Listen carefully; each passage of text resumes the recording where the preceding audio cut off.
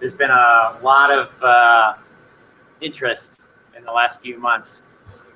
So I suspect there's quite a few people that haven't gotten a chance to experience this yet. So we're just going to go through the way Facebook is set up OpenRack v2. So on the wiki, there's a OpenRack standard, which right now is set up at 1.1. So any of the OpenRacks that are out there should comply with the OpenRack standard. But the standard gives you lots of flexibility to develop different sizes and depths, add a lot of different features into many particular racks. So it can be customized around any particular individual company's needs. So this is just the particular way that Facebook has implemented their version of OpenRack.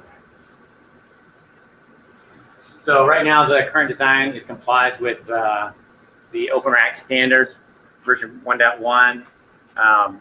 So Facebook also put out a V1 version of OpenRack before the standard came out. This rack is fully compliant with that. So you can take IT gear out of the earlier Facebook OpenRack V1 and put it in the V2 and it'll work just fine. It can support up to 1,400 kilograms of IT gear, so it's excluding the weight of the rack, so it's a dynamic loading. And the footprint is the same as you would get in a 19-inch EIA rack. So the width is still 600 millimeters, and our pit room depth is 42 inches. So that's to be completely customized for somebody else that wanted a different depth. So this is kind of a top view of what's going on, and it's a little bit hard to tell what's going on in black and white. But the top of that represents the back of the rack. That's where the bus bars are. So that's where your power zone is. There's some reserved areas for the bus bars that are there. So if you don't necessarily want a bus bar, you can introduce a different something else into that volume as well. There's going to be a presentation later today from Intel where they're going to be proposing a backplane, major backplane to fulfill one of the volumetrics for the three power bus bars that are currently defined in the specification. So there's an IT zone in the middle. The IT zone is larger in OpenRack than you get in a regular EIA rack. The width of the rack, the IT gear, is 538 millimeters across. So normally you only get 450 millimeters across if you're designing an EIA rack. So what this allows Facebook to do is put 3 of the half-width motherboards across in OpenRack, while if you're in a 19-inch EIA rack, you can only get 2 motherboards across. So you actually get more IT gear per floor tile for this kind of a layout. And then, unlike in your normal EIA layout, the cables there's zones on the side of the rack for the cabling. So in order to, at Facebook, we don't want anybody going into the hot aisle. When we're able to do as much of the servicing as we can from the cold aisle. It's much easier to do that in the cold aisle, and it's also much faster. The technician can just go down the row and hit everything all in one path rather than have to run around back and forth to the racks. So the IT gear pretty much is serviced from the front, even including the cables, right? So your networking, so the switches all face the front. All the I/O ports are out the front, so you can run your cable down vertically all in that front.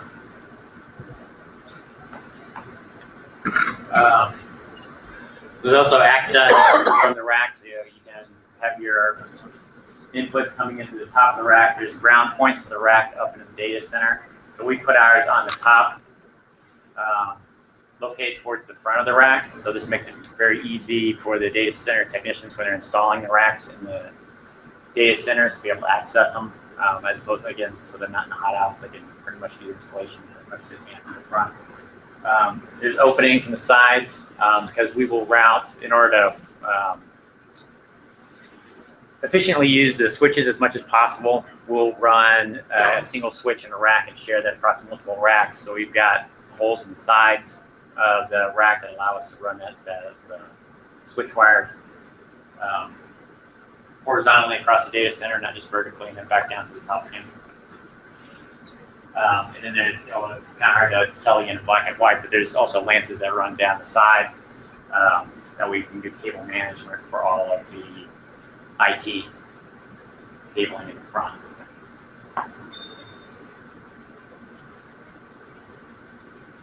So we're going to go through the power layout now. So the V2 is laid out with two independent 12-volt power zones.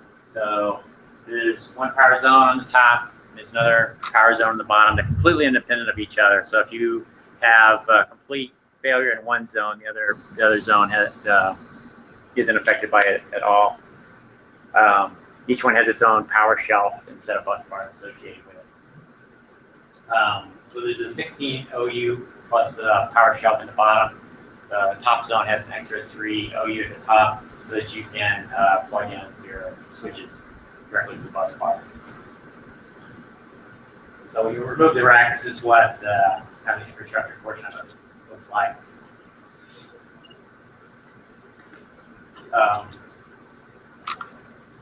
So we've got a row of, there's a power shelf, like I was saying, in the top zone as well as the bottom zone. Each power shelf is broken up with the AC rectifiers. There's one rectifier associated with each AC phase that's coming in. And then we have integrated BDUs directly in the power shelf. And then there we have just very small PDUs that are located at the tops of the rack. PDUs have no real electronics in it. They're really just big cable harnesses.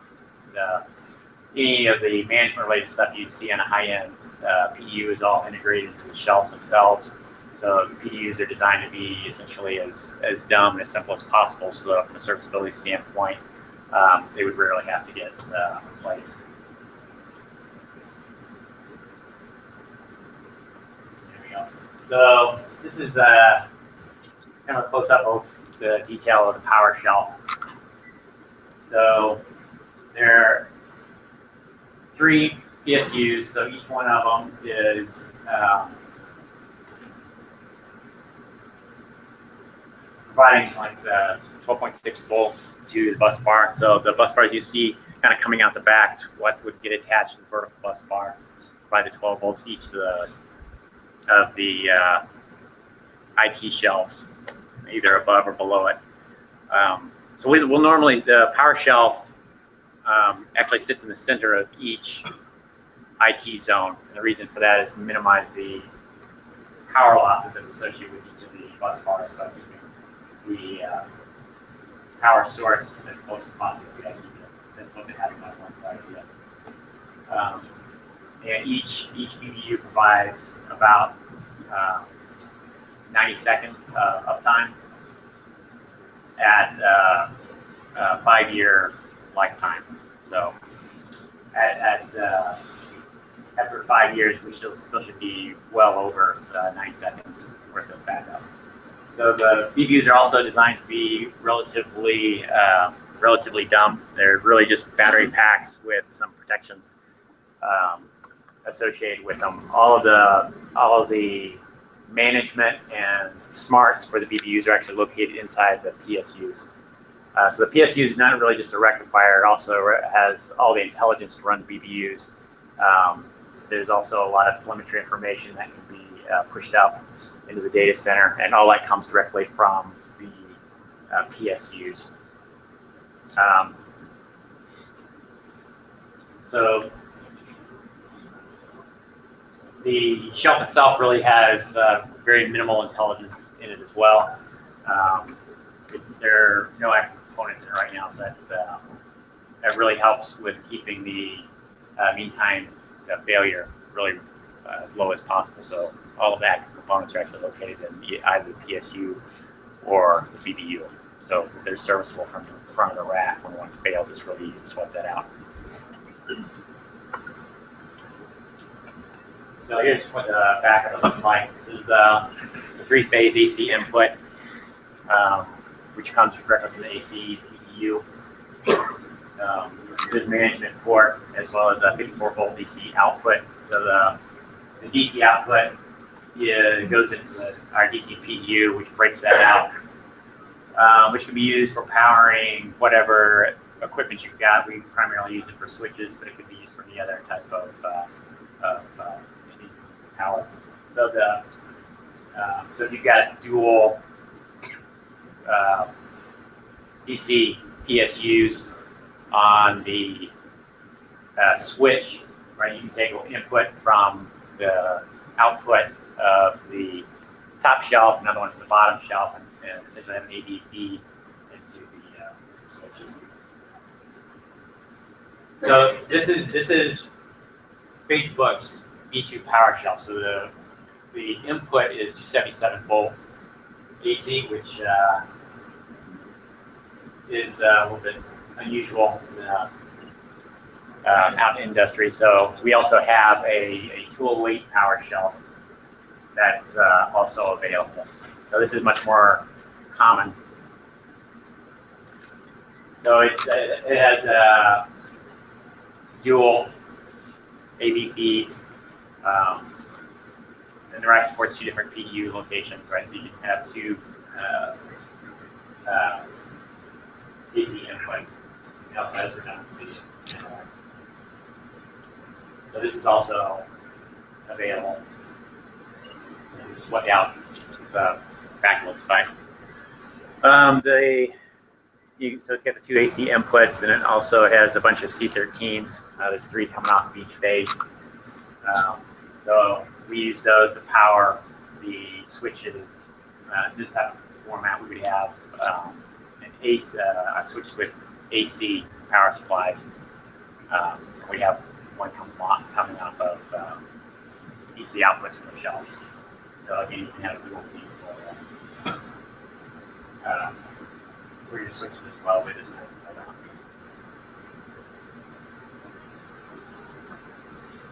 It's yeah, sorry, it's kind of hard to tell since everything's gray, but the PDU locations are buried up underneath the canopy in the top of the rack. So from a serviceability standpoint, they're accessible from the hot aisle in this case. Since there's no active components in them, the failure rate's pretty low, so it's a trade-off that we chose to make. And the way we get the AC inputs from the PDUs that are at the top down to each one of the shelves is there's a kind of silo that's buried inside the rear verticals. So the wires can run down essentially inside the rack, and it'll pop out behind the appropriate shelf so that you can plug it straight in.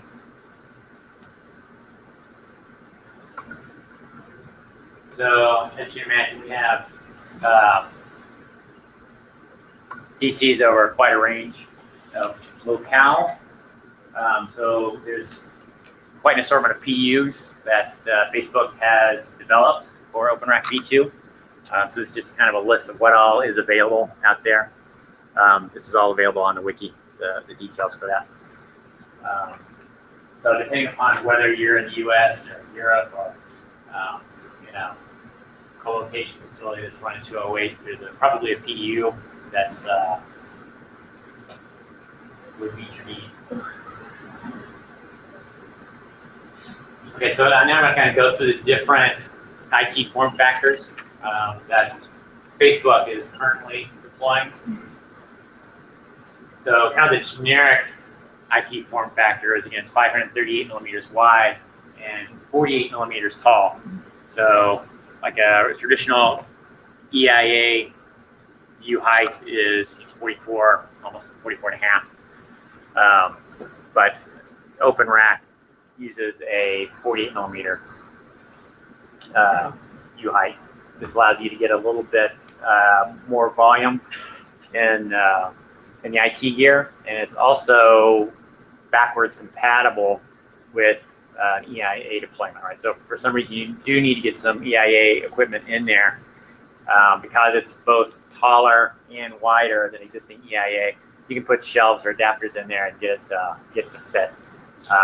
So you can see some examples of that. For example, Atcon submitted an adapter for a one-use switch that allows you to take a traditional 19-inch EIA switch, put it in the adapter, and plug it directly into the bus bar.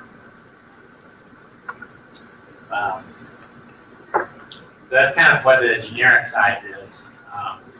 So what Facebook is doing is we call it Cubby, but it's essentially an IT sub-chassis that breaks up that 538 millimeter width into 3 components with a single bus bar in the middle. So there's the DC 12-volt connector that plugs on the bus bar, and then basically distributes that across 3 different IT shelf locations across the width of the rack. So there's no smarts or intelligence in this, right? It's really just splitting the power out. Inside the specification, there is a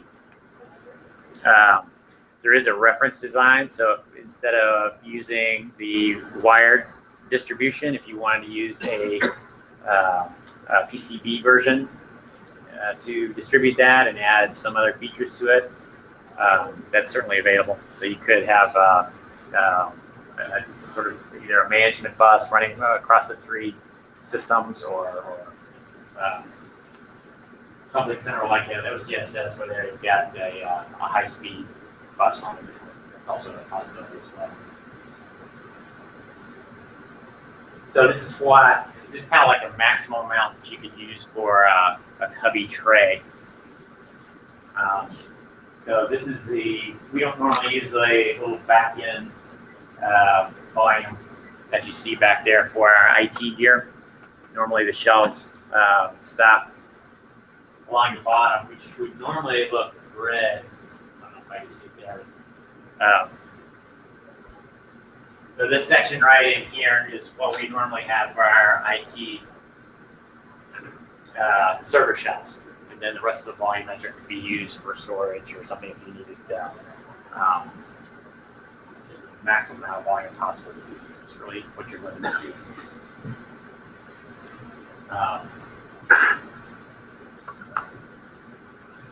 So that's kind of just a real brief introduction to the way Facebook kind of lays out its open rack. And I'll certainly be around. Again, my name is Stephen Olson. If you've got other questions or we can take a look at some of the ones that are out there, anything else, just let me know. All right. Thanks a lot.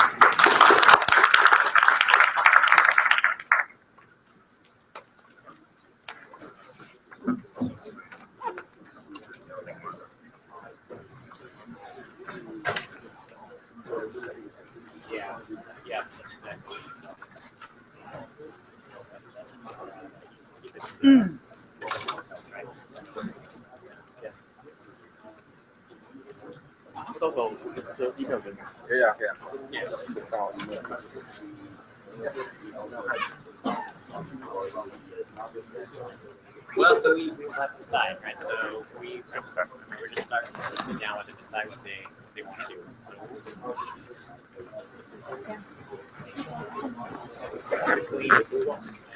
So again, we made a proposal here. So once they do, we'll definitely put that out on mailing list, right? So that everybody can see it. So yeah, I don't know. So there's definitely a lot of interest for you both, right? So between Google and the telco that the tip that's just been announced recently, a lot of interest overnight. So we will definitely probably be looking at more detail to see how it works.